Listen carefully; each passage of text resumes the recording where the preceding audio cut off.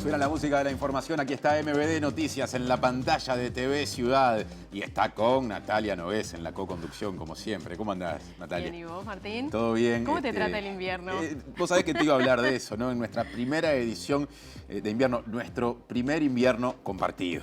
Bien, muy bien. Bueno, por llevando ahora la bien. vida. Pero esto recién empieza. Exactamente. Son 3 meses, ¿no? Yo no sé, en 3 meses yo no doy ninguna garantía de Sí, nada. no, nadie. Pero bueno, si te parece, empezamos con la información. Nos metemos en la información, les contamos que la Intersocial Feminista valoró positivamente la decisión de la Fiscalía de iniciar un sumario con separación del cargo al fiscal de delitos sexuales Raúl Iglesias. Tiempo atrás, Iglesias, recordemos, había decidido archivar 220 causas sobre delitos sexuales y además había hecho declaraciones públicas sobre un caso de violación grupal en el barrio del Cordón que generaron cuestionamientos.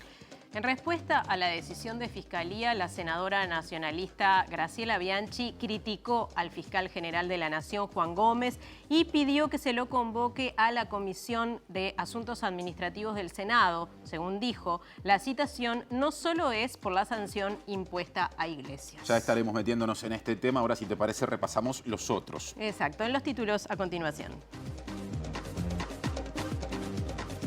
Apagones en todo el país ponen en cuestión la falta de inversiones de UTE para mantener la red eléctrica. El Ministerio de Ambiente intimó a la empresa UPM y advirtió que se encuentra pasible de sanción por verter agua potencialmente contaminada a un curso de agua de Paysandú.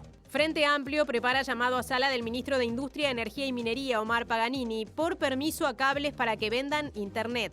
Aumentó 6% la cantidad de personas trabajadoras en seguro de paro en mayo. ADEOM repudió la agresión e intento de atropellamiento a un inspector de tránsito por parte de ocupantes de una camioneta en infracción.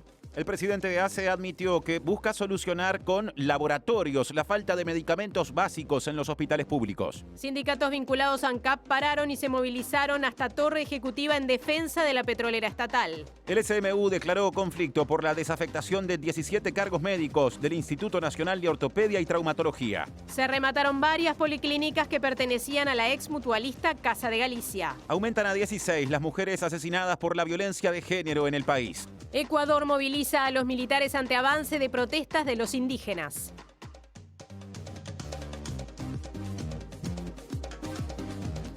Y para escucharnos Uniradio 107.7 FM en Montevideo y área metropolitana. Uniradio.edu.uy si lo quieren seguir a través de internet. Porque estamos en radio y también en televisión, como les decimos siempre. Y estamos en estudios y también en las calles. Exacto. Y si te parece, comenzamos la recorrida con nuestra compañera Mariana Abreu.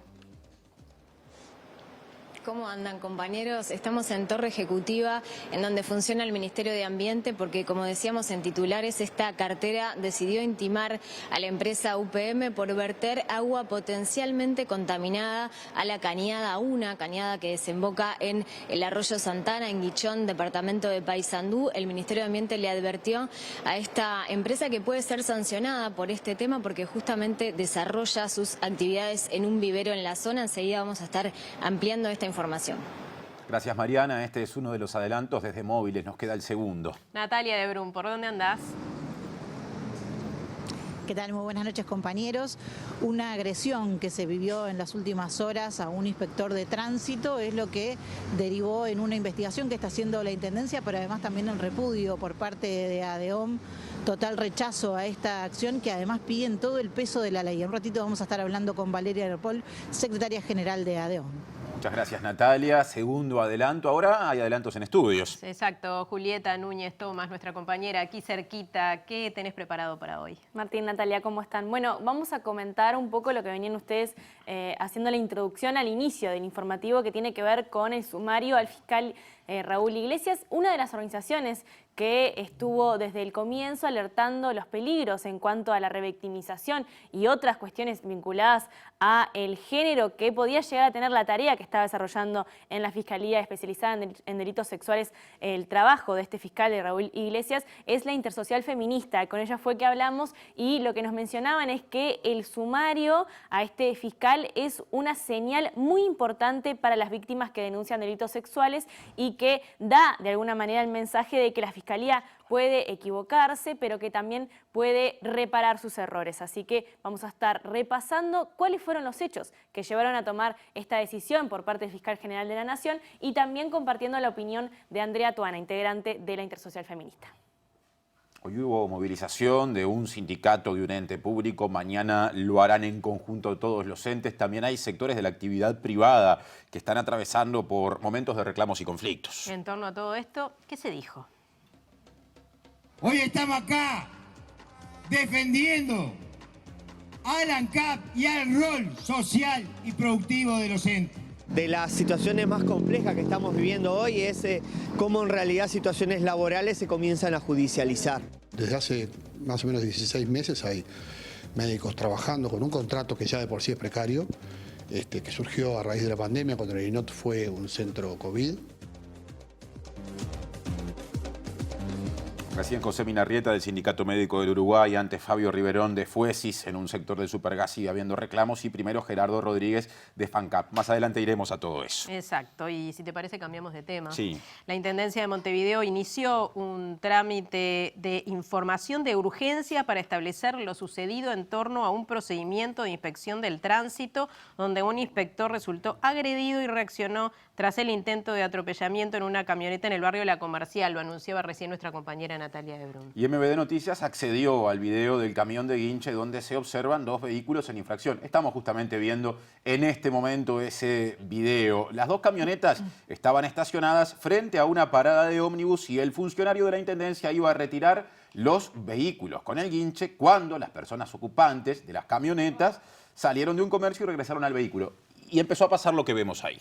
El conductor de la primera camioneta entregó sus documentos de forma pacífica y recibió una multa. Sin embargo, los ocupantes del segundo vehículo insultaron y agredieron al inspector, quien recibió un empujón y una patada que le dejó la pierna inflamada. Además, como se vio al final de ese momento que recién repasamos, el funcionario golpeó 2 veces a la camioneta luego de que no se acatara su orden de que permaneciera el vehículo detenido. Desde la Intendencia se indicó a MBD Noticias que el funcionario que aparece en el video ya fue citado y además se decretó una investigación administrativa sobre los hechos y responsabilidades. Por su parte, ADIOM Montevideo repudió la agresión y los insultos dirigidos a los 2 inspectores de tránsito por parte de las personas ocupantes de la camioneta en infracción que se ubicaba en la zona de Oquart, esquina Basigalupi. De acuerdo al comunicado, los ocupantes del vehículo insultaron, empujaron, agredieron, lastimaron e intentaron atropellar a uno de los inspectores. Seguimos en tema, ¿te parece, Natalia? Sí, sobre esto justamente, Natalia de Brun. Bien, yo ya lo había adelantado, vamos a estar hablando con Valeria Ripoll, las imágenes hablan por sí solas y ustedes describían además el hecho, no voy a agregar mucho más, así que le agradezco a Ripoll que estamos soportando el frío a estas horas. Bueno, ir concretamente primero, el conocer el estado de situación del funcionario, si él se encuentra bien después de ser agredido, y ustedes además en el comunicado piden que caiga todo el peso de la ley en este asunto. Sí, a ver, el compañero está con la pierna dolorida y inflamada. Está claro que hay uno de los golpes que le da al vehículo donde realmente ahí es donde él siente el dolor y bueno, y hoy estaba peor, digamos, que es efecto de la situación que vivió y también angustiado, ¿no? Porque, o sea, fue una situación muy violenta que en el video no sale toda la situación, tampoco en la otra parte que nosotros hoy pudimos acceder, que también ya es pública.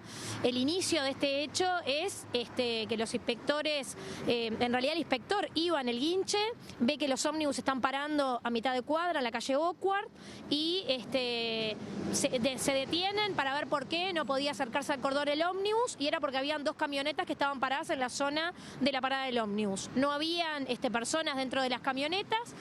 Cuando iban a proceder a hinchar la primera, aparecen los conductores y los ocupantes de los 2 vehículos. Con el primero no hay inconveniente, entrega los documentos, se aplica la sanción, pero bueno, en el segundo caso no es así.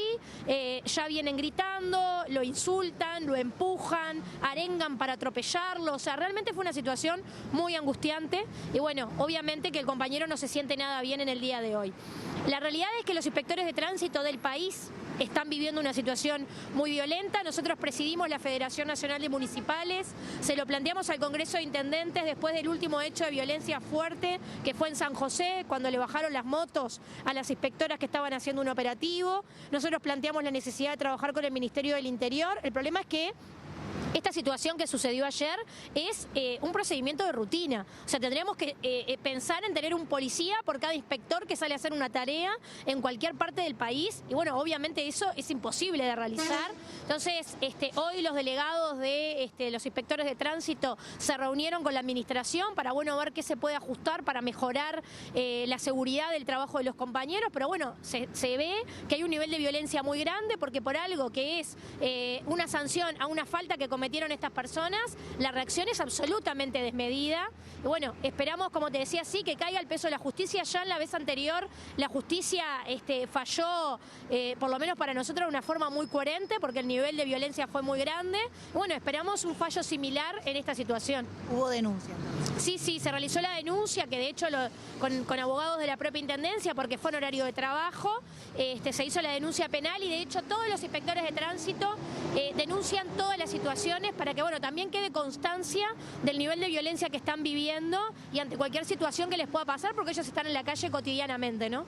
Paul, brevemente, como para terminar, preguntarte desde cuándo ustedes empezaron a notar el incremento de agresión o de violencia que viven los inspectores al momento de realizar su trabajo en las calles, y por otro lado también, bueno, saber qué pasó en ese pedido de que se pueda trabajar en conjunto con el Ministerio del Interior, o por lo menos qué respuesta hubo por parte de la administración ante esta situación. Bueno, en Montevideo nosotros al momento de la agresión de las compañeras de San José llevábamos 12 agresiones denunciadas en los primeros meses del año. Ahora tenemos muchas más. Los compañeros nos contaban hoy, este mismo compañero hace 2 días también fue víctima de agresiones de noche. Ahí no había filmación, pero casi los atropellan, se les tiró una moto arriba. Convengamos que hay algunas tareas como la espirometría y demás, donde sabemos que hay gente que está alcoholizada y bueno, tiene reacciones más violentas, o sea que ahora estaríamos cerca del entorno de 20 agresiones en lo que va del año, ¿no? O sea, es solo en Montevideo, más las que tenemos en el interior del país.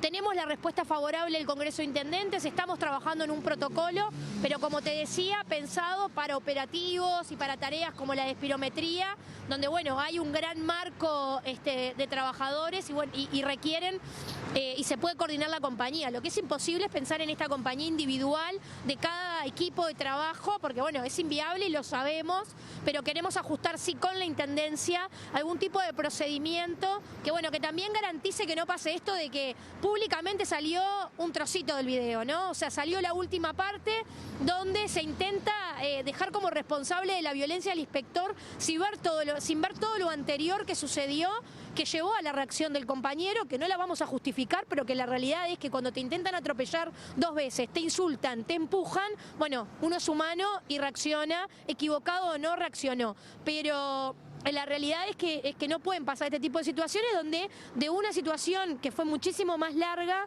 y muy agresiva salió esto, que hasta un edil se hizo eco de esto, que también preocupa y de hecho se lo hicimos notar y nos vamos a reunir con él la semana que viene, porque también genera violencia el hecho de que se arengue a la población a que el malo de la película es el trabajador que está cumpliendo con su tarea. Paul, muchísimas gracias. Sin duda que la violencia está mal por el lado que se venga, pero en el caso de un trabajador que tenga que ser violentado mientras está cumpliendo su función, claramente no está bien. Bien, queríamos contar con la palabra entonces de la secretaria general de ADEOM. Pasó por nosotros Valeria Ripoll. Continúan ustedes de estudios. Muchas gracias, Natalia. Ahora cambiamos de tema. Les contamos que ayer se registraron más de 3.500 cortes de luz en todo el país, o sea, cortes en el suministro de energía eléctrica, y hubo 4.500 hogares afectados únicamente en las zonas de Pocitos y Punta Carretas, aquí en Montevideo. La directora de UTE en representación del Frente Amplio, Fernanda Cardona, dice que regularmente hay miles de familias que sufren falta de energía por recortes en inversión y personal, pese a las ganancias extraordinarias y el superávit de la empresa estatal. Arrancó con el tema de la ola de calor allá por noviembre del año pasado, donde pedimos los primeros informes y que están viniendo con con posterioridad a la preocupación que nos surge como despacho del Frente Amplio, y cuando te llega el informe, efectivamente te das cuenta que realmente hay un problema que tiene que ver con la baja inversión y de personal, que lo veníamos hablando del 2020, pero que ahora se está sumando un problema a la planificación del stock de materiales, y por lo tanto todo sumado en este momento está generando una complicación muy importante que la gente lo está viendo todo el tiempo. Entonces, un poco la salida de ayer fue, no nos parece bien, no nos parece serio que desde el lugar del oficialismo en UTE no se dé una respuesta a la gente real o que reconozcan la situación que estamos teniendo crítica, porque si no es como que viste que algunos portales o en algún tuit te dicen que son cucos que uno está alimentando, y en realidad la gente es la que está denunciando las situaciones y la pone en conocimiento. Ya hubo desarrollo desde un móvil, ahora viene el segundo desarrollo. Sí, vamos a otro contacto con nuestra compañera Mariana Abreu. Compañeros, como dijimos, el Ministerio de Ambiente decidió intimar a la empresa UPM por verter agua potencialmente contaminada a una cañada que desemboca en el arroyo Santana, en Guichón, departamento de Paysandú. También advirtió a la empresa que puede ser sancionada porque la empresa tiene un vivero que desarrolla las actividades en esa zona y que justamente desagota sus fluidos en esta cañada. La empresa lo que ha hecho fue responder esta intimación por parte del Ministerio de Ambiente luego de pedir una prórroga para presentar la documentación, y también presentó descargos porque públicamente ha expresado que, bueno, no es del todo así estas consideraciones. Recordemos también que el Ministerio de Ganadería, Agricultura y Pesca constató en este curso de agua del que estamos hablando la presencia de agroquímicos y también otras sustancias como hierro y arsénico, y también recordemos que la empresa UPM ha tenido varias multas, ha tenido que pagar varias multas impuestas por las autoridades. Ya van 5 en este periodo de gobierno que se suman a las de las administraciones anteriores. El Ministerio de Ambiente intimó a la empresa pastera UPM a eliminar los vertidos de agua potencialmente contaminada provenientes de un vivero de su propiedad. Advirtió que se encuentra pasible de sanción por contravenir el Código de Aguas, que prohíbe introducir en el agua o en lugares en los cuales puedan derivar hacia ellas sustancias susceptibles de poner en peligro la salud humana o animal, deteriorar el medio ambiente natural o provocar daños. En muestras tomadas a fines del año pasado, el Ministerio de Ganadería, Agricultura y Pesca constató presencia de agroquímicos, hierro y arsénico en una cañada que desemboca en el arroyo Santana, en Guichón, Paysandú, donde vierte fluidos un vivero de UPM.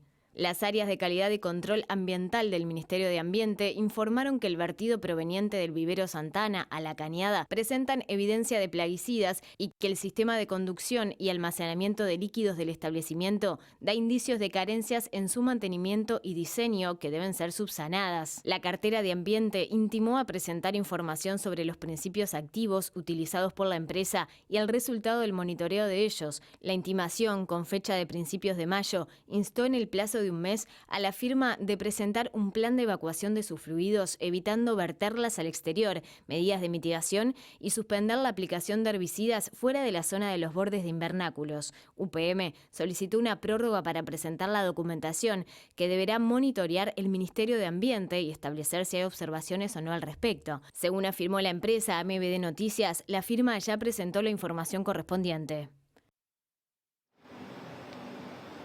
Bien, el Ministerio de Ambiente está analizando esta información, estos descargos presentados por la empresa. Según nos dijeron fuentes de esta cartera, hay 3 dependencias que están siguiendo este tema, y nosotros también les vamos a presentar un tramo de la entrevista que realizaron nuestros compañeros de Ciudad Viva hoy en la mañana a Marcelo Faúndez, quien es integrante de Colectivo Guichón por los Bienes Naturales. Es un colectivo de vecinos de la zona que viene denunciando este tema de la contaminación en las aguas y la afectación al medio ambiente, a la fauna y también a la salud humana. Este colectivo hizo una denuncia a la Institución Nacional de Derechos Humanos por este tema. La institución también nos ha afirmado que no ha recibido respuestas por parte de las autoridades hasta el momento. En distintas oportunidades se han denunciado mortandad de peces en el arroyo, el color rojizo del agua, la pérdida de la fauna en las cañadas que de alguna manera nutren el arroyo Santana.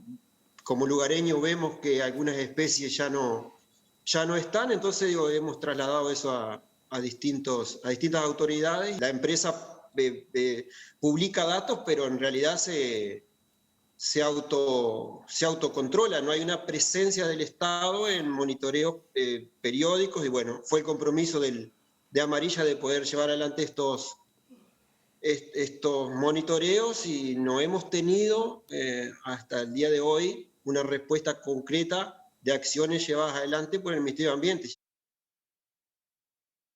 Bueno, ya lo anunciábamos más temprano, sindicatos vinculados a ANCAP pararon y se movilizaron hoy hasta la torre ejecutiva en defensa de ANCAP y sus colaterales ante lo que sostienen es una política privatizadora de la coalición de gobierno. Sí, la coordinadora de sindicatos de ANCAP, además de involucrar a FANCAP, involucra justamente a sindicatos vinculados a esas actividades colaterales, en algunos casos empresas que funcionan bajo derecho privado pero dependen de ANCAP. Hay gente de la construcción, del suministro de gas, de la industria química, simplemente como ejemplos.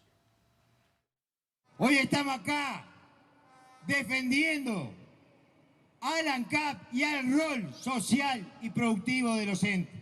Nos vamos a organizar para luchar, para defender nuestras empresas públicas, para defender el rol social y productivo, pero también para defender un programa clasista de la clase trabajadora que ponga en el centro los derechos humanos, que ponga en el centro la dignidad humana, que ponga en el centro la verdadera necesidad de la gente.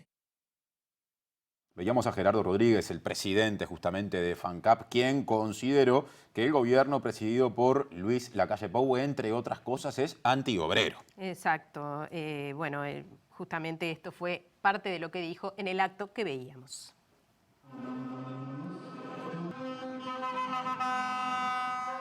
Es un objetivo histórico del herrerismo, no de ahora, ni de la década de los 90, desde que se creó ANCAP en 1931. Un objetivo histórico del herrerismo que va a insistir mientras que pueda llevar adelante una propuesta de ese tipo. El presidente hace poco tiempo reunió al Consejo de Ministros acá enfrente y le decía que tenía una necesidad, la de recobrar el centro del ring. ¿Qué es el centro del ring para este gobierno antiobrero? Es pasarnos por arriba, privatizarnos las empresas públicas, entregarle al privado la planta potabilizadora de agua, entregarle al privado el servicio de internet, entregarle al privado la industria cementera.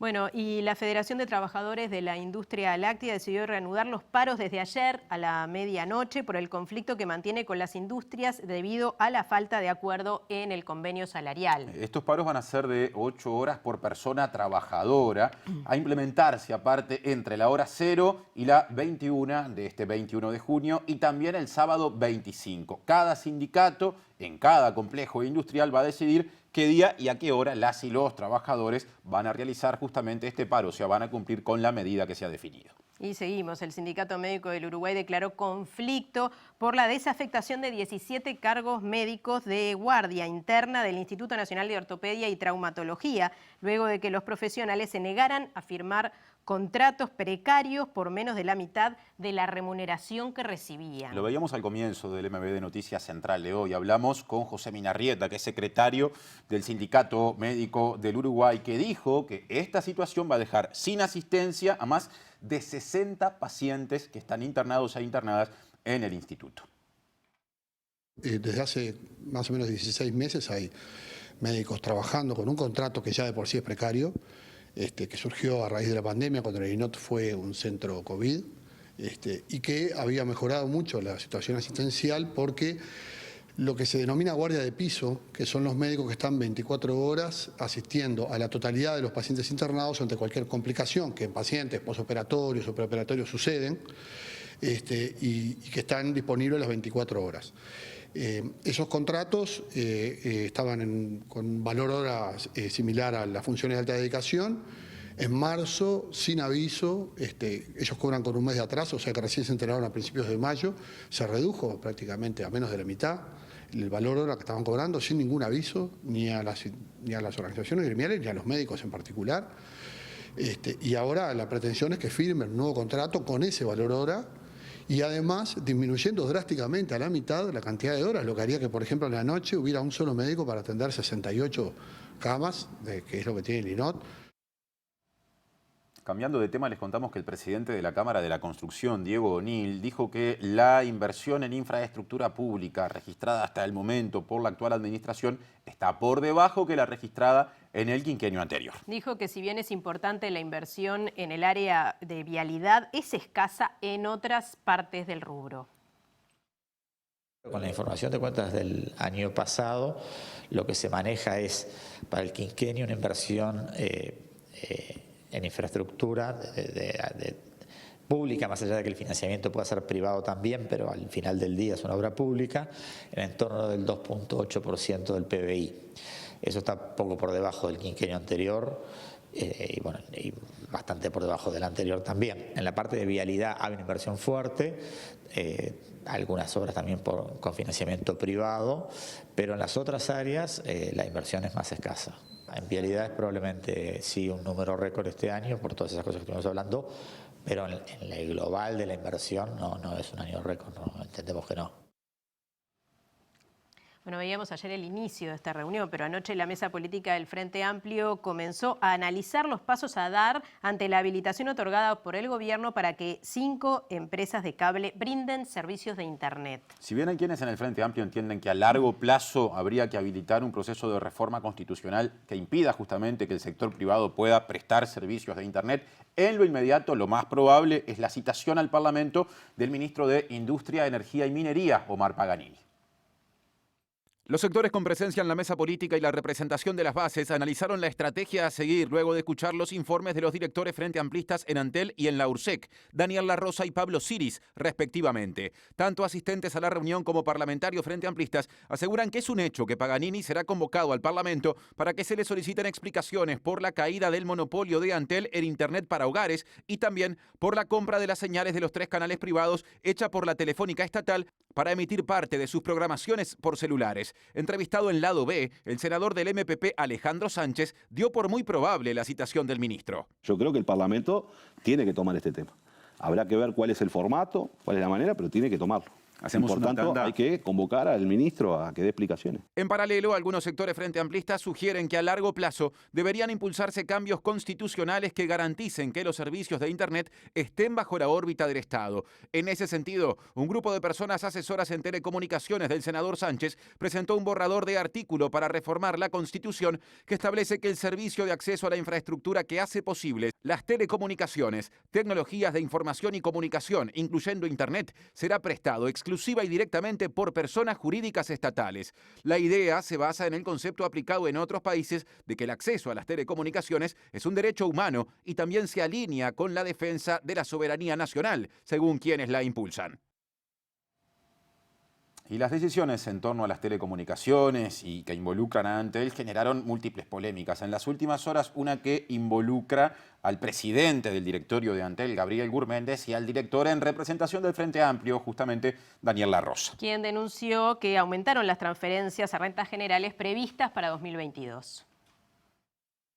En un tuit publicado esta mañana, Gurméndez cuestionó la información brindada en la misma red por Larrosa sobre el traspaso extra de 1.500 millones de pesos definido por el directorio de Antel para rentas generales.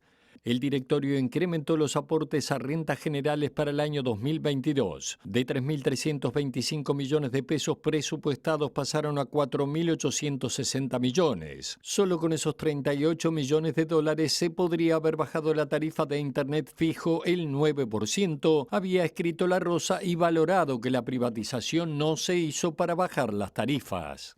Tras los comentarios de Larrosa, Gurméndez sostuvo que su colega de directorio entrevera y confunde a sabiendas. La resolución solamente establece un ajuste por IPC de las partidas presupuestales de aporte a rentas generales y el eventual pago de espectro 5G a URSEC. El total de estos montos no crece en términos reales.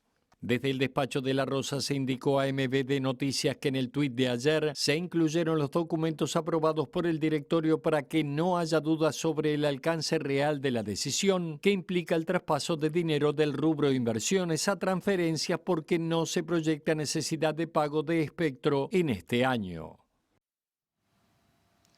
Se remataron varias policlínicas que pertenecían a la ex Casa de Galicia. La sede del Cerro fue comprada por el CASMU a $180.000, la de Lagomar en $500.000 por inversiones privados. La ubicada en la calle Colonia quedó vacante, pero sí se remató la sede social de 18 de julio a $1.700.000 y la de Carrasco. Lo que se recaudó va a ser destinado al pago de personas acreedoras, hipotecarias y de los despidos de las y los trabajadores de la ex mutualista, según dijo a MBD Noticias el síndico de Casa de Galicia, Fernando Cabrera. El próximo remate va a ser en septiembre.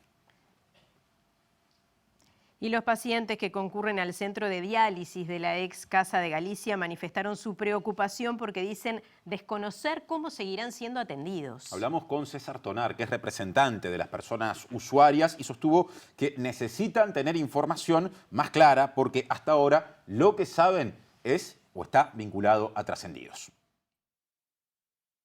Pero nosotros vemos que no hay soluciones. Nosotros también vemos que pasaron los días, están pasando los días y sigue la misma inexactitud con el personal que hay dentro de Casa Galicia. El personal ese es un personal del centro de diálisis, es un personal especializado. No es de agarrar y sacar 20 personas, no sé cuántas personas hay, porque es muy difícil entrar, porque es un sector bastante aséptico, ¿viste? Entran solo los pacientes. Entonces, todo esto repercute en la familia, a nivel familiar. Y es muy difícil. Cipriani dijo que estaban todas las condiciones normales, pero vemos que hasta la parte de traslado, están las personas que las trasladan a ella, están dubitativos, que no saben si van a quedar o no van a quedar, y son personas que cuando salen del centro de diálisis salen agotadas. La Federación Médica del Interior, FEMI, emitió un comunicado en el que establece que el servicio de pediatría en Artigas, en el departamento de Artigas, atraviesa por una situación preocupante.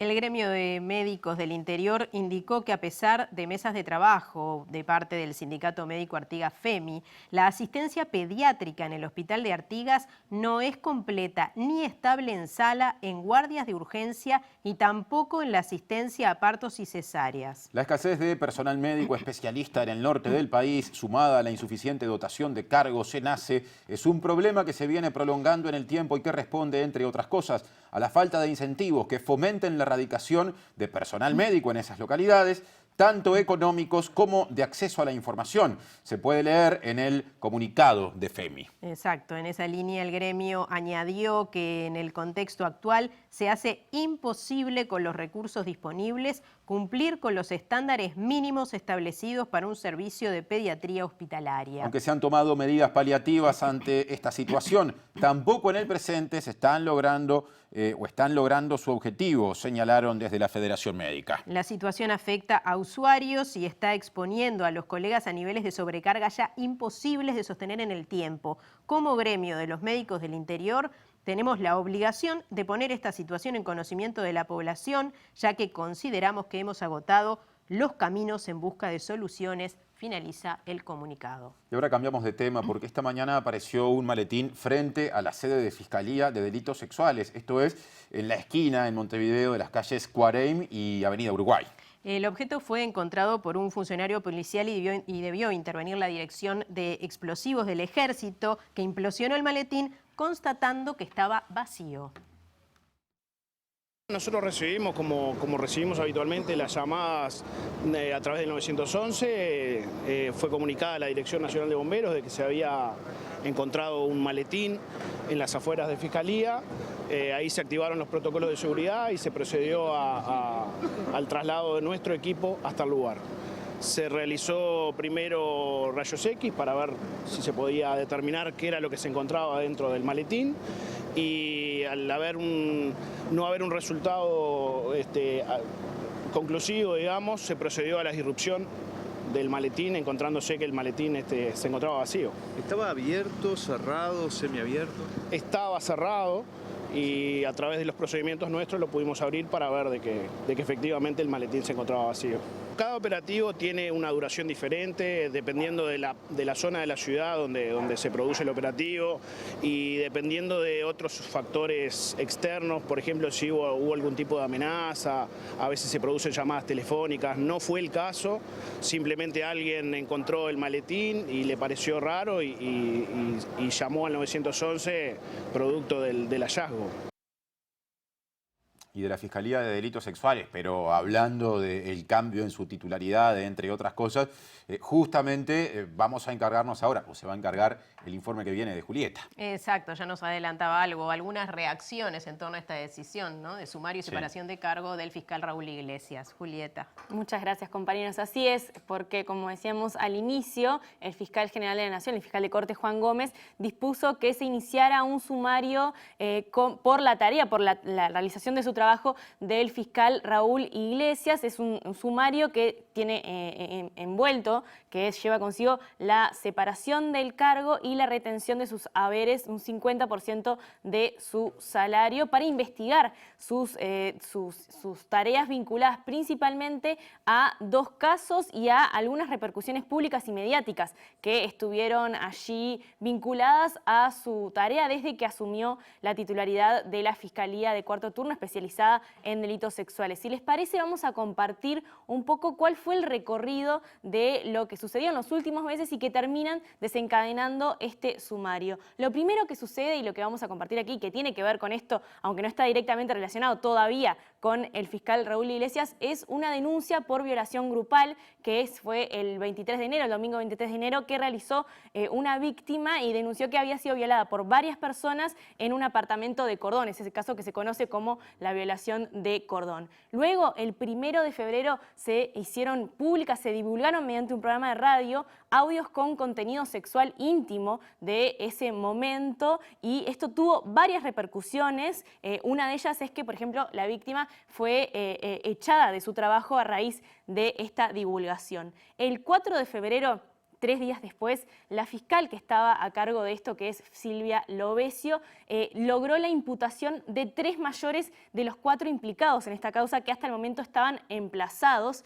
Y luego, el 14 de mayo, ahora sí, unos meses después, se inicia la tarea, la vinculación del fiscal Raúl Iglesias con este caso, cuando desde la Fiscalía General de la Nación, nuevamente Juan Gómez, informa que iban a hacer un enroque entre la Fiscalía de Violencia Doméstica y la de Delitos Sexuales. En la de Delitos Sexuales estaba Silvia Lovesio y en la Violencia Doméstica Raúl Iglesias, y esto cambió. La explicación que dieron en su momento es que había un desgaste asociado a la cantidad de casos que tenía cada una de estas fiscalías y a la tarea que lleva a investigar este tipo de delitos. El 16 de mayo, 2 días después nomás del anuncio de este enroque, el mismo fiscal Raúl Iglesias anuncia públicamente una de las primeras declaraciones polémicas que hizo, que fue que pretendía pedir la prisión domiciliaria para estos 3 imputados que estaban hasta ese momento presos en prisión preventiva en una prisión, y pensaba, para poder negociar mejor con ellos, cambiarlos a prisión domiciliaria. Esto luego sucedió efectivamente. El 19 de mayo, unos días después, la Intersocial Feminista denuncia públicamente que este fiscal había archivado más de 200 causas vinculadas a delitos sexuales, casi 300 de hecho, y pide una reunión con Juan Gómez, al que accede inmediatamente. El 24 de mayo comienza una investigación en Fiscalía justamente por el archivo de estas casi 300 causas. El 26 de mayo el fiscal Raúl Iglesias realiza declaraciones en un programa de radio en las que amenaza e invita a pelear a periodistas, y finalmente ahora el 20 de junio se inicia este sumario para evaluar cuál fue su tarea. Como una de las organizaciones que estuvo muy vinculada con lo que vino sucediendo con la tarea del fiscal Raúl Iglesias fue la Intersocial Feminista, y porque fueron quienes pidieron además la reunión con el fiscal Juan Gómez, que es ahora quien, luego de pedir algunos informes, luego que se comenzara la investigación en Fiscalía, toma esta decisión. Nosotros le fuimos a consultar a Andrea Tuana, que es integrante de esta organización, cuál es el mensaje que deja el inicio de sumario para el fiscal Raúl Iglesias.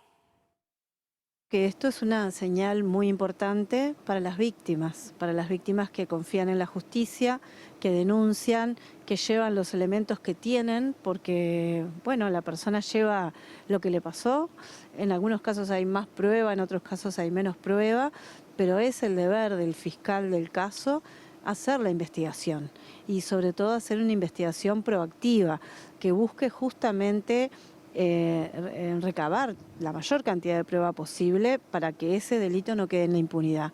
Entonces, bueno, creo que de alguna forma, frente a el archivo en forma express de tanta cantidad de denuncias de un delito tan grave como es la violencia sexual, que la respuesta del fiscal general sea hacer una investigación, de alguna forma es una buena señal para las víctimas, de que el sistema puede tener fallas, obviamente eso se verá en la investigación, pero que también puede tener reparaciones, ¿no?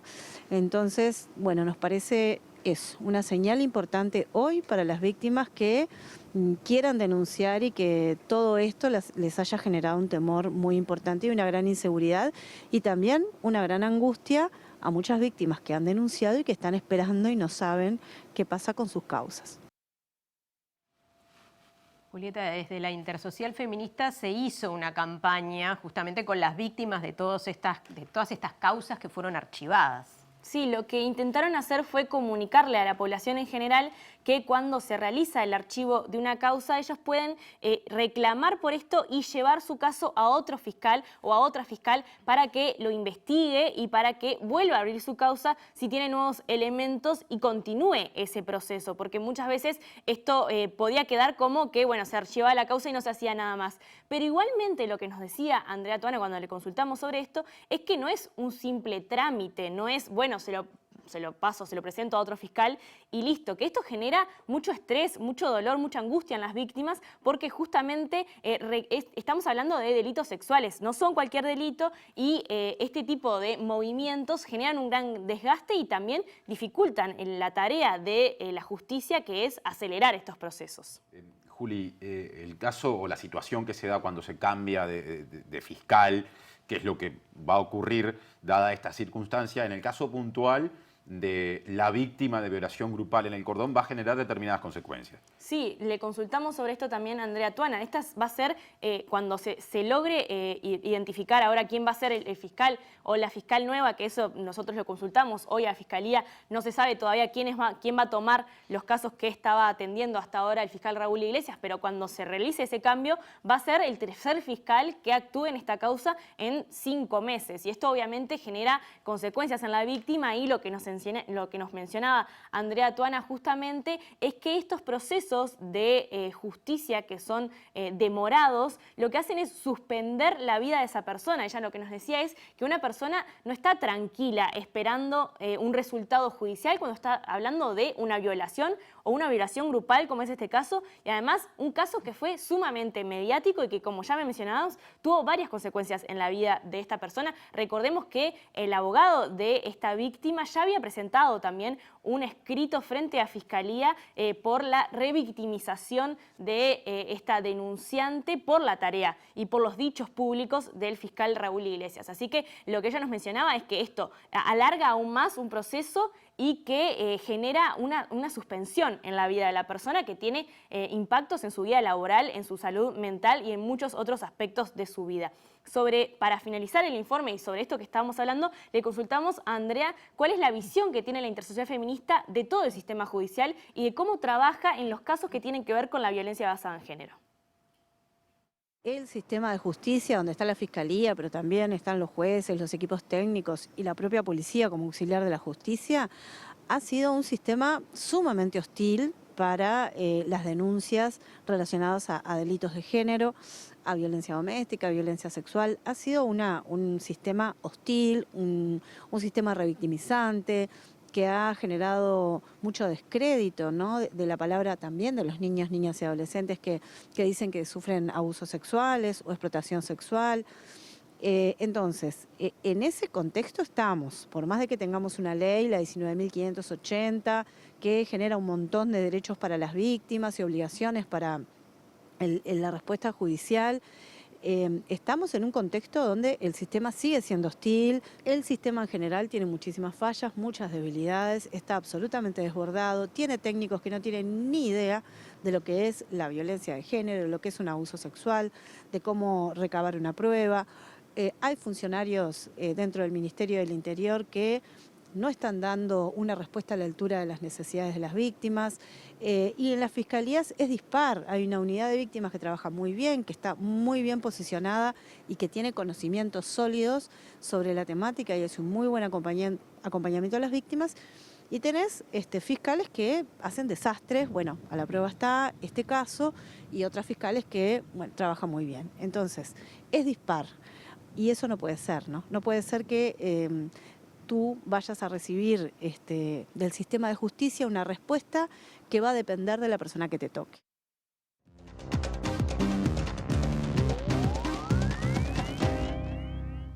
El proyecto de ley de rendición de cuentas, que en breve estará en el Parlamento, puede traer novedades con respecto al sistema tributario. Es un buen momento, por ende, para saber, o por lo menos analizar algunos detalles, algunos aspectos del sistema tributario. Y para eso tenemos al columnista Germán de Agosto, que ya está acá. Bienvenido. Muchas gracias, ¿cómo andan? ¿Todo bien, Germán? Todo bien. Efectivamente lo que tenemos por delante es de alguna manera un poco particular. ¿Por qué es particular? Bien, ya estaremos otra vez con Germán. Decíamos que la columna que viene está vinculada a lo que posiblemente ocurra en el Parlamento, pero luego retomaremos ese asunto, Natalia. Sí, mientras tanto, si te parece, compartimos otra información. Mientras se acomoda todo por acá, el dirigente sindical Fabio Riverón lamentó la judicialización de situaciones laborales que debieran resolverse en el Ministerio de Trabajo. Sí, porque, claro, considera que ese lugar es el ámbito natural de las relaciones laborales. De las situaciones más complejas que estamos viviendo hoy es cómo en realidad situaciones laborales se comienzan a judicializar. Creemos que eso es una preocupación que debería atendernos a todos en realidad, pero principalmente al Ministerio de Trabajo en realidad, porque se rompe con aquello de que el Ministerio de Trabajo es el ámbito natural para las relaciones laborales, y hay empresas como en este caso Río Gas que incurren en la situación judicial. Veremos qué transcurre en la justicia, pero sobre todo lo que te decía recién, creo que se rompe con un concepto que en Uruguay era histórico, de que las relaciones laborales las resolvíamos en los ámbitos de las relaciones laborales. Y ahora sí, tendremos columna, Natalia. Es que cuesta mucho hablar de impuestos. Y sí, claro. Germán. Bueno, retomamos entonces, estamos analizando las particularidades de esta rendición de cuentas, que en primer lugar es de las primeras rendiciones que se hacen en un contexto de recuperación económica. No solamente si consideramos la anterior, sino también en los últimos años siempre había sido una economía con problemas de estancamiento. Así que esto, por un lado, es una rendición particular porque se da en un contexto de recuperación económica, y eso siempre alienta más demandas, ¿sí? Por parte tanto de la oposición como también del oficialismo. La segunda particularidad es que a medida que avanza el periodo de gobierno, la economía política, ¿sí?, empieza a jugar también su papel, y eso es particularmente relevante en el caso de los gobiernos de coalición. Básicamente eso supone que vos en una coalición tenés que satisfacer un abanico más amplio de demandas porque justamente tenés varios socios, y eso en general supone mayor gasto o de alguna manera menores impuestos. Y además, a medida que nos acercamos hacia el final de la administración, también los distintos socios tienen incentivos a separarse del partido que cumple la función central del gobierno, porque de alguna manera va a convertirse en un competidor. Hay que diferenciarse porque se aproximan las elecciones. Porque van a ser competidores en el corto plazo. Además, lo que tenemos es que, bueno, con la aprobación de la LUC hay una ratificación o una validación de la regla fiscal, esa regla fiscal que tiene 3 pilares y que de alguna manera restringe los aumentos de gasto. Y por otro lado, lo que tenemos también es una promesa vinculada a la rebaja de impuestos. Entonces, en ese contexto, lo que tenemos en la primera placa, además de ese primer paneo, es lo que ha venido pasando en los últimos 2 años. Este es lo que se desprende del último informe del Laboratorio Fiscal y Tributario del Centro de Investigaciones, que establece que justamente en los últimos 2 años ha habido un aumento de la presión impositiva equivalente a 1 punto porcentual del PIB. En particular, lo que va a ser relevante para nuestro análisis tiene que ver con la eliminación de la rebaja del IVA, ese 2% que se eliminó, lo que supone un aumento de la recaudación, y lo mismo con lo que tiene que ver con el IRPF, categoría trabajo, y con el IAS, y acá es donde nos vamos a meter justamente porque hoy trascendió que una senadora del Partido Nacional mencionó que el presidente había pedido incluir en la rendición de cuentas, ¿sí?, un aumento del mínimo no imponible para el IRPF. ¿Con qué objetivo? Con el objetivo de aliviar la situación, comillas, de la clase media-baja. Entonces, ese pedido que trascendió, Germán, y ya vamos a la profundización, se dio horas después de una reunión entre el presidente y la bancada del Partido Nacional. Es decir, que ha habido también diálogos en privado al respecto. Con la particularidad además que cuando se le preguntó por el rol del Ministerio en esa reunión, no había gente del Ministerio de Economía que aparte había dicho que esta rendición no iba a tener un incremento del gasto. Lo que está sucediendo es que justamente se están empezando a desviar y eso empieza a generar este tipo de fricciones. Entonces, cuando se anunciaron reuniones con los ministerios sucesivas. Exactamente, pero dado el marco y la nueva fiscalidad que fue promovida a partir de la LUC, el Ministerio de Economía es clave a la hora de este tipo de consideraciones. Entonces, este es el panorama que tenemos hasta hoy, analizado desde el punto de vista del cumplimiento o no cumplimiento del compromiso de rebajar los impuestos. Si ahora analizamos lo que tenemos en la segunda placa, vamos a volver sobre un tema que ya hemos discutido, que justamente es lo que están planteando hoy por hoy, aumentar el mínimo no imponible para las franjas del IRPF.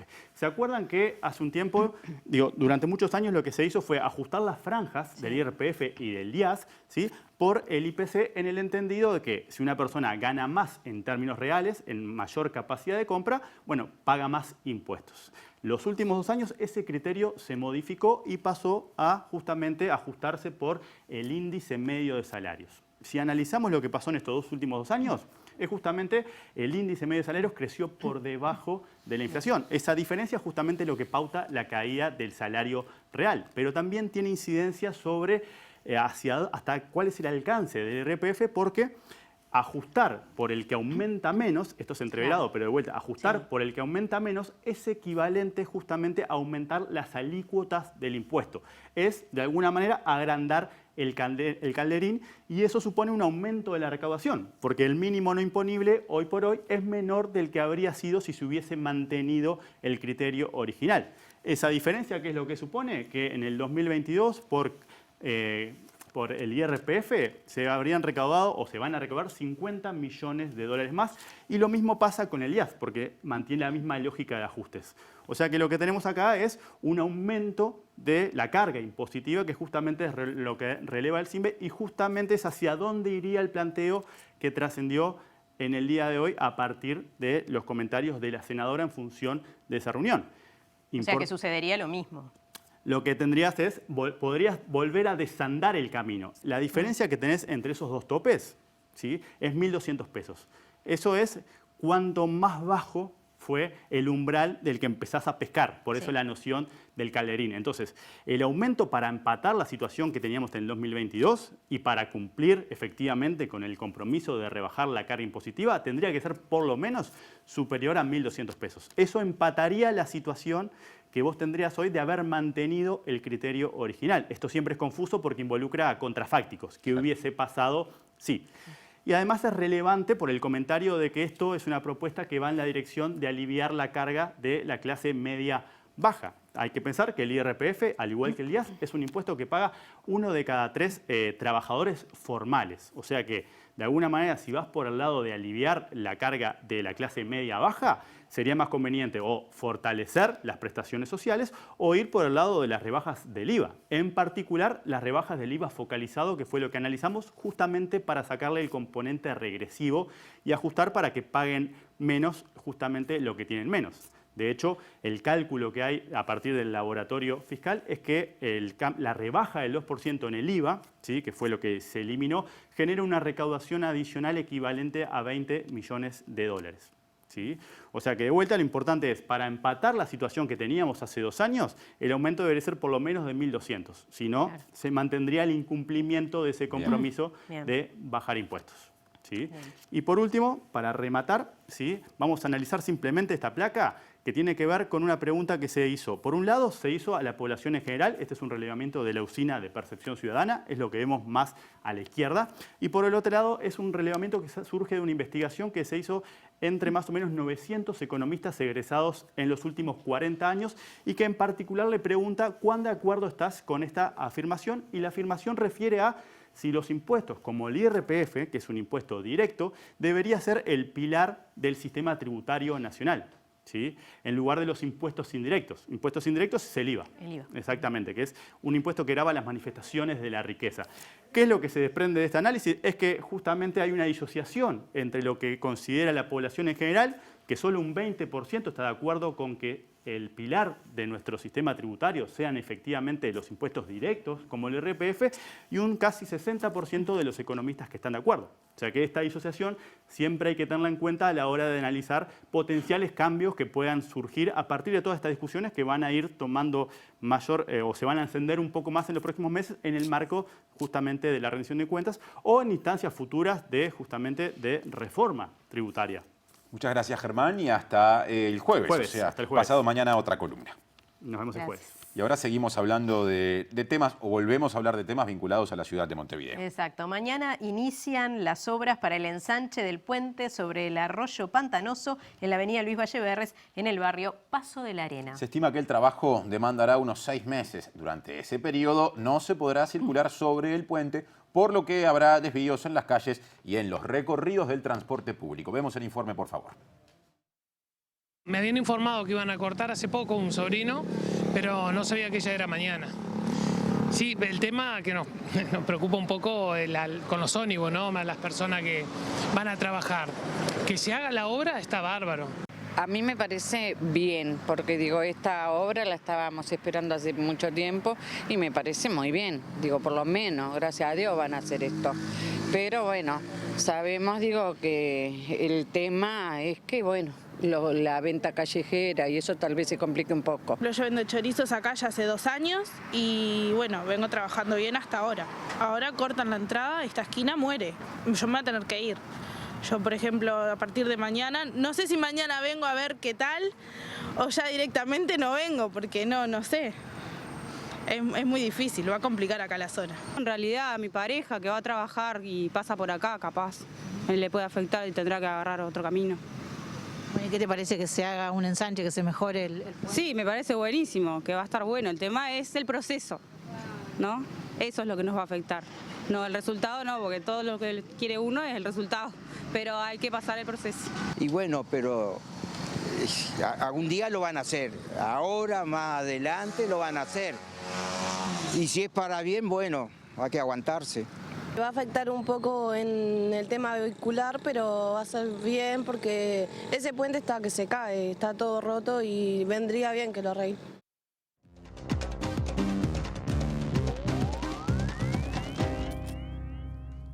¿Qué tal? Abrimos el capítulo internacional en Ecuador, donde se lleva adelante la 9ª jornada de movilizaciones, enfrentamientos y demás en ese país, producto justamente de un llamado que ha hecho la CONAIE, una de las principales organizaciones indígenas. El presidente Guillermo Lasso dijo hace algunos minutos que acepta el diálogo con los indigenistas para los planteos que vienen haciendo, pero por otro lado también el ministro de Defensa, Luis Lara, dijo que las Fuerzas Armadas no van a permitir que se viva una situación de exaltación que lleve a la población ecuatoriana a padecer esta situación. Lo cierto es que allí siguen los enfrentamientos, las detenciones, los heridos y hasta el momento hay un muerto.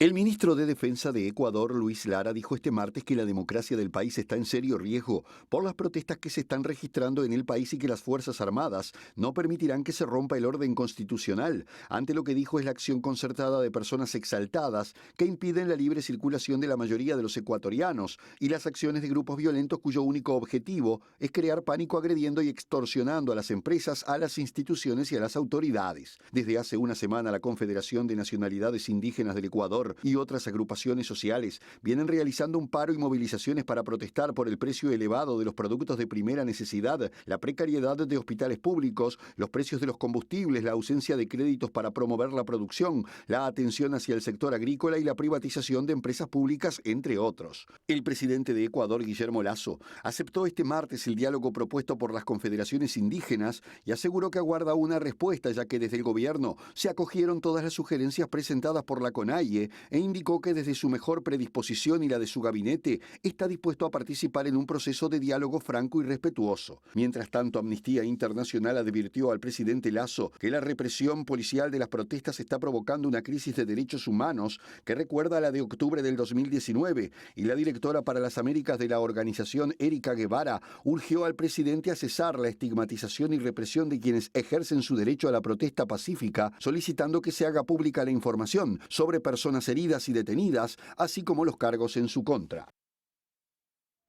En Colombia, el Ejército de Liberación Nacional, hoy día la guerrilla más importante que queda en ese país en actividad, abrió una puerta al diálogo con el nuevo gobierno colombiano. Dijo que va a mantener su política militar y también de resistencia, pero que está dispuesta a sentarse en la mesa de negociaciones, siempre y cuando el gobierno termine con el clientelismo, avance en los procesos de paz y atender las necesidades básicas de la población. Los acuerdos de paz con el Ejército de Liberación Nacional se llevaron a cabo hasta 2018, cuando se interrumpieron precisamente por una serie de problemas, entre ellos los secuestros que mantenía esa guerrilla y también la muerte de 22 policías en un ataque de los helenos, como también se les conoce en Colombia.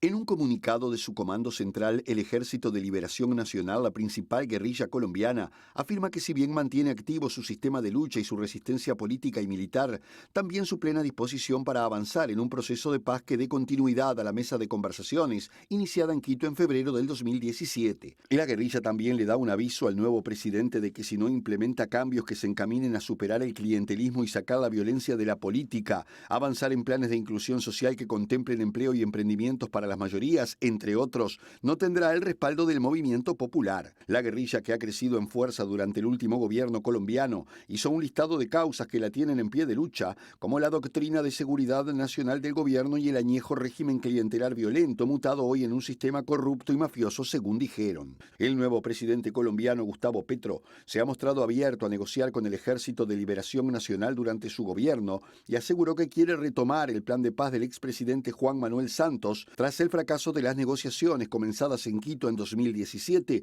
y luego trasladadas a La Habana, que quedaron truncas a mediados del 2018.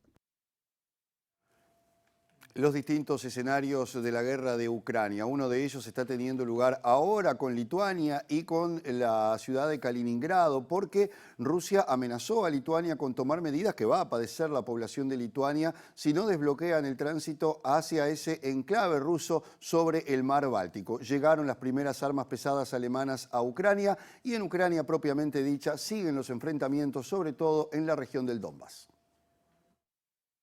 El secretario del Consejo de Seguridad de Rusia, Nikolai Patrushev, afirmó desde Kaliningrado, donde estuvo hoy de visita para abordar este problema, que Rusia reaccionará sin lugar a dudas a estas acciones hostiles y que las medidas correspondientes se estudian en formato interinstitucional para ser aprobadas próximamente y que sus consecuencias incidirán gravemente en la población de Lituania. Patrushev debatió con las autoridades de Kaliningrado los problemas de accesibilidad de transporte a la región y conversó sobre las medidas para garantizar el funcionamiento ininterrumpido del sistema energético de la ciudad y los problemas relacionados con el mantenimiento de la línea de fibra óptica submarina que enlaza esta región con otras zonas del país. Mientras tanto, el primer envío de armamento pesado de Alemania llegó hoy a Ucrania y el ministro de Defensa de ese país, Oleksiy Reznikov, agradeció a su homóloga alemana, Christine Lambrecht, el envío de 7 obuses autopropulsados Panzerhaubitze 2000, un enorme vehículo de combate que puede alcanzar objetivos a 40 kilómetros de distancia y que dijo por fin forman parte del arsenal de obuses de 155 5 milímetros de la artillería ucraniana. La guerra, entre tanto, se intensifica en el este de Ucrania, donde Rusia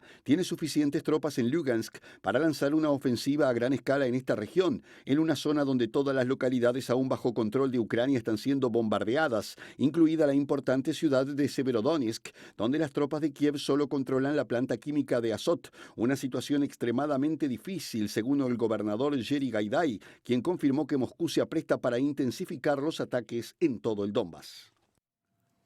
Una nueva crisis afecta al gobierno de Israel. El primer ministro Naftali Bennett y su socio Yair Lapid anunciaron que van a disolver el Parlamento para llamar a las quintas elecciones en 3 años y medio. Dicen que esto puede habilitar el regreso de Benjamín Netanyahu al poder en ese país. Israel se encamina a sus quintas elecciones en 3 años y medio después de que los líderes del gobierno del cambio, Naftali Bennett y Yair Lapid, decidieran disolver el Parlamento y adelantar los comicios ante la endémica inestabilidad y polarización política que han provocado la parálisis del Ejecutivo. Y los dos principales socios del gobierno de coalición dieron sorpresivamente la noticia ayer por la noche en una comparecencia conjunta en la Knesset, el Parlamento israelí, para evitar que más deserciones de diputados condenaran al Ejecutivo, que en las últimas semanas ya se había visto incapaz de sacar adelante la legislación básica. El gobierno de coalición cumplió el pasado 13 de junio su primer aniversario, encadenando una crisis tras otra desde abril, cuando perdió su mayoría parlamentaria tras la deserción de Idit Silman, una diputada de Yamina, el partido de ultraderecha de Bennett, y amenazado por otras deserciones políticas. El partido árabe islamista RAM también congeló a finales de abril durante 3 semanas su participación en el gobierno a raíz de los disturbios violentos en la explanada de las mezquitas en Jerusalén durante el Ramadán, pero luego decidió reintegrarse a un ejecutivo que lleva más de 2 meses en la cuerda floja. El gobierno de coalición juró hace un año como el ejecutivo más diverso en la historia del país, una amalgama de 8 partidos políticos de todas las tendencias, desde la derecha ultranacionalista hasta la izquierda pacifista, pasando por la inédita inclusión de un partido árabe que se unieron para derrocar a Benjamín Netanyahu tras 12 años consecutivos en el poder. Y ahora es tiempo de tanda. Exacto, pero volvemos y tenemos más información.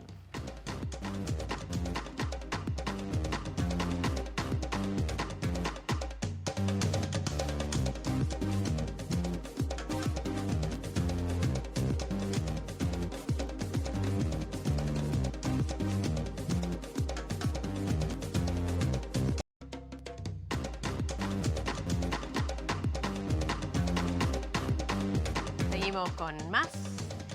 La cantidad de trabajadores en seguro de paro tuvo un leve incremento en mayo respecto al mes anterior, según la información divulgada por el Ministerio de Trabajo. En el quinto mes del año los beneficiarios fueron 46.501, con un aumento de 6% frente a los 43.947 de abril. Con los datos de mayo, la cantidad volvió a situarse dentro del promedio del último semestre, que ha oscilado entre 46.000 y 48.000 personas trabajadoras en esa situación. En la comparación interanual se registró un fuerte descenso de 42%. En el mismo mes del año pasado había 80.000 personas, tomando en cuenta las 2 modalidades de subsidio: seguro de paro total, 52.342, y seguro de paro parcial o flexible, 28.019.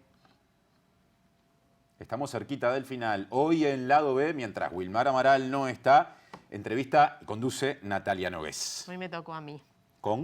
¿Con el director de Desarrollo Ambiental de la Intendencia de Montevideo, Guillermo Monsechi. Así que eso viene ahora nomás en la pantalla de TV Ciudad. En 2-3 minutos estará al aire. Antes tenemos que repasar el pronóstico del tiempo. Exacto. Empezamos, si te parece. Lo vemos por aquí. Mañana miércoles 22 de junio, mínima 7 grados, máxima 11. Nublado. Viene una seguidilla de días nublados. Sí, exactamente. Cielo cubierto en próximas jornadas. Esperemos que con pocas precipitaciones. Jueves, pasado mañana, 23 de junio, mínima 7 grados, máxima 13 en capital y cercanías, y nos queda el viernes, puertas del fin de semana. El viernes también 7 la mínima, como todos estos días, 12 la máxima, y seguimos con las nubecillas que quizás pasen para el fin de semana. Ojalá que no, pero bueno, primer fin de semana de este invierno que está recién bostezando. Esto recién empieza, como decimos. Exactamente. Se despereza el invierno. Hay que buscar lo positivo de esta época del año, que también hay mucho. Bueno, yo me despido, Nati se queda y sigue la continuidad informativa en la pantalla de TV Ciudad. Bueno, nos reencontramos mañana a las 19 horas.